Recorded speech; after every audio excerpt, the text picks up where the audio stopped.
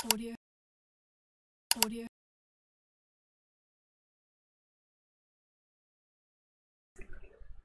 Assalamualaikum warahmatullahi wabarakatuh. Halo teman-teman, ketemu lagi sama saya Anas. Di video kali ini kita akan melanjutkan ya pembelajaran dari video sebelumnya terkait dengan string function.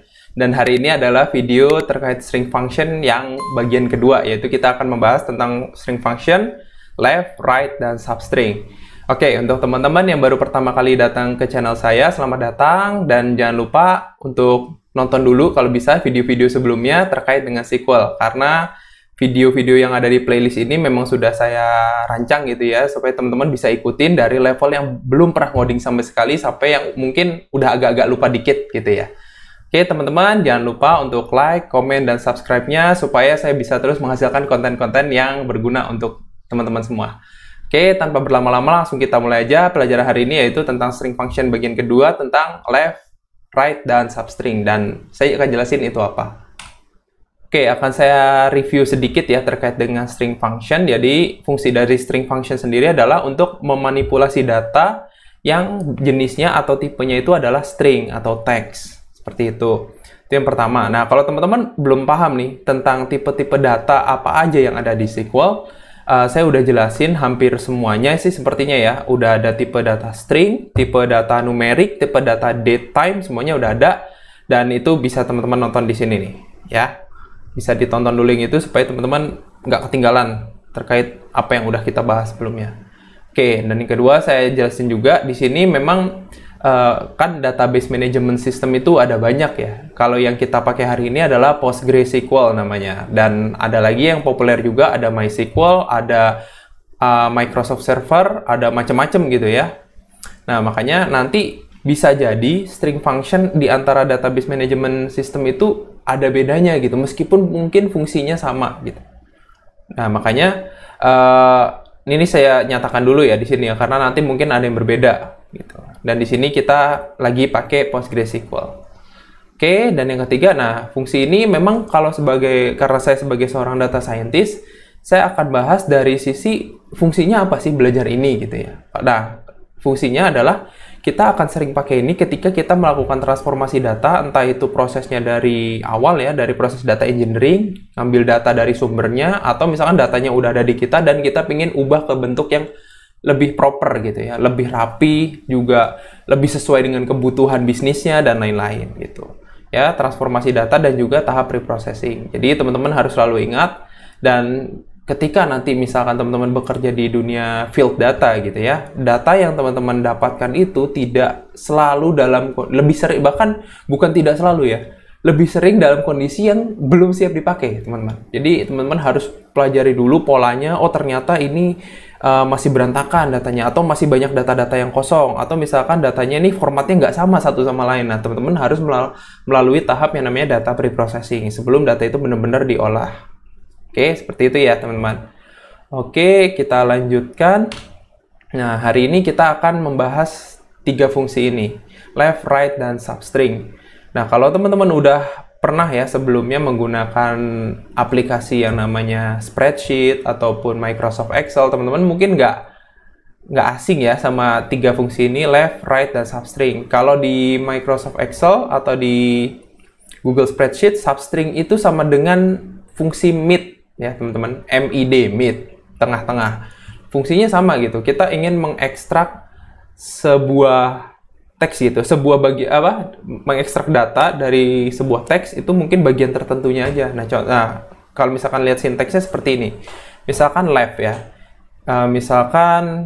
ini kita masukkan entah itu langsung stringnya, teksnya, ataupun nama kolomnya, dan kita akan menentukan berapa karakter kita mau ngambil. Oke, nanti kita langsung praktekin juga gitu. Oke, kalau right bedanya dia mengambil karakter dari sebelah kanan bacanya teman-teman. Nah, misalkan ini ya, function. Kalau misalkan right, nih ini ya, maksudnya teks yang ini ya teman-teman, function. Kalau misalkan left function length-nya 3, berarti dia cuma ngambil 3 huruf. 1, nih ya, 1, 2, 3. Jadi nanti outputnya adalah fun.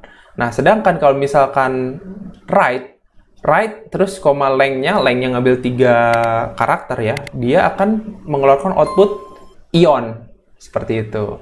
Nah, bedanya lagi kalau substring. Nah, karena substring itu kan dia ngambil teksnya tuh di tengah-tengah teks gitu ya. Ngambil jumlah karakternya dari tengah-tengah teks. Makanya sinteksnya agak sedikit berbeda gitu. Nah, di sini misalkan function. Kita mau ngambil misalkan teksnya function ini. Terus start, kita mau ngambil dari karakter keberapa? Misalkan dari karakter keempat. Berarti 1, 2, 3, 4. Berarti mulai dari C. Nah, length-nya kita ngambil misalkan 3. Berarti nanti outputnya adalah C, T, dan I. Ya, gitu. Itu fungsinya dari left, right, dan substring. Oke, dari secara teori, nggak banyak ya, teman-teman. Seperti biasa, kalau saya pinginnya langsung to the point aja, teman-teman. Kita langsung bahas teorinya. Teorinya teman-teman udah paham, udah saya kasih contoh. Langsung, jangan lupa, kita langsung praktek. Dan seperti biasa, skripnya udah saya siapkan, dan teman-teman bisa langsung download aja dari link yang ada di deskripsi, udah saya sediakan. Oke, teman-teman, sekarang kita langsung geser aja ke The Beaver untuk praktek. Oke, teman-teman, kita udah geser ke The Beaver, dan di sini kita seperti biasa ya, kita akan menggunakan sebuah tabel. Tabel ini bukan tabel beneran, tapi insya Allah bisa menggambarkan gimana cara kerjanya 3 fungsi tadi ya, left, terus right, dan juga substring. Nah, kemarin juga di hari sebelumnya kita udah bahas tentang ini juga ya, teman-teman, string function yang lain, lower, upper, dan init cap, dan teman-teman bisa juga nonton videonya di sini. Oke, nah sekarang kita akan buat tabelnya dulu, teman-teman, namanya adalah order details. Ini seperti biasa langsung jalanin aja scriptnya.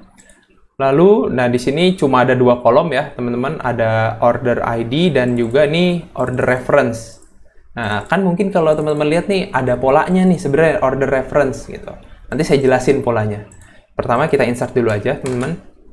Oke, ada 10 baris ya datanya, dan sekarang kita lihat hasil insertnya. Nah, kalau misalkan teman-teman bisa lihat di sini, sebenarnya order reference ini ada polanya, dan ternyata polanya seperti ini, teman-teman. 3 digit pertama itu adalah kota asal, ya. 3 digit terakhir itu adalah kota tujuan, dan 6 digit di tengahnya ini adalah, ya kita anggap aja order ID gitu ya, nomor order dari pengiriman ini. Anggaplah ini adalah data yang berasal dari database-nya perusahaan ekspedisi, kira-kira seperti itu. Oke, nah sekarang teman-teman kan kalau misalkan cuma dikasih data kayak gini, terus misalkan kita butuh ya untuk tabel yang lain ataupun untuk analisa yang lain, teman-teman bisa sebenarnya nge-split gitu ya, nge-split data ini untuk menjadi 3 kolom berbeda, seperti itu, teman-teman. Nah, saya contohin dengan fungsi yang pertama, namanya itu adalah left. Kita pingin ngambil kode kota asal pengiriman gitu. Jadi kita bisa pakai ini, teman-teman. Select left, nih nama kolomnya order reference, kita ambil 3 karakter ya, 3 karakter, karena dari left, namanya left, otomatis ngambilnya dari yang paling kiri, digit pertama dari paling kiri ya. Otomatis mulainya kalau ini dari J. J karena 3 karakter, JKT. Berarti kita akan dapat output Jakarta. Seperti itu dan seterusnya.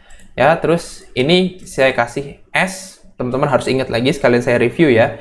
S di sini adalah fungsi yang namanya alias, supaya nanti kalau misalkan outputnya itu kebaca nih, maksudnya nanti misalnya dapat outputnya JKT itu apa gitu. Makanya kita kasih nama alias di sini. Nah, kita kasih nama aliasnya adalah origin code gitu. Kode kota asal pengiriman, seperti itu. Oke, kita lihat ya outputnya, teman-teman. Ini saya pin dulu. Nah, sekarang outputnya seperti ini. Kita sudah membuat, anggaplah 1 kolom baru gitu ya. 1 kolom baru menggunakan string function yang isinya adalah kode asal kota pengiriman gitu ya, asal pengirimannya gitu ya, dari kota mana gitu. Nah, sini Jakarta, NYC berarti New York City, Lon berarti London, ini Lahore di Pakistan kalau nggak salah, TKY Tokyo, Sydney, dan seterusnya gitu. Nah, ini fungsi dari string function left. Nah, sekarang kita pingin dapetin kode kota tujuan pengiriman. Nah, makanya kita kasih namanya di sini aliasnya destination code ya. Mungkin kalau misalkan mau lebih lengkap, city destination code gitu. Ini juga bisa ditambah. Ini teman-teman bebas ya, bisa di custom sendiri. Oke, sekarang kita jalanin aja dulu. Nah, sekarang kita udah dapat outputnya nih. Kita dapat sebuah kolom baru yang isinya adalah kode kota tujuan pengiriman gitu. Ya, ini kita pin dulu aja. Lalu yang terakhir, kita bisa menggunakan string function yang namanya substring, atau misalkan di Microsoft Excel seperti udah pernah saya bilang, itu fungsinya seperti mid. Kita ngambil dari tengah-tengah. Nah, kita pingin ngambil kan ini ya, contohnya. Kita pingin ngambil yang angkanya ini aja nih teman-teman. Ini kan formatnya sama ya. Dia itu terdiri dari 10 karakter. 3 digit pertama itu adalah kode kota asal pengiriman. 3 digit terakhir adalah kode kota tujuan, dan 6 digit di tengah-tengah itu adalah kita anggap resi lah gitu ya, kode ID resinya gitu, ID pengiriman.